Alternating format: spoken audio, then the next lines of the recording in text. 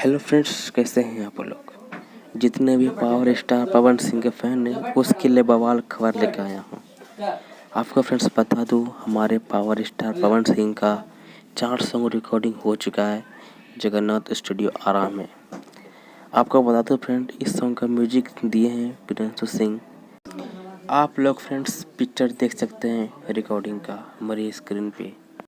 जितने भी power star के फैंस हैं उन लोगों को बता दूँ, ये 4 सॉन्ग लोकगीत आ रहा है। हाँ फ्रेंड्स, ये 4 सॉन्ग लोकगीत में आ रहा है। इसका डायरेक्ट वीडियो सॉन्ग आ रहा है, ना कि ऑडियो। यह सॉन्ग फ्रेंड्स कुछ ही दिन में आ जाएगा। इसका वीडियो शूट हो रहा है।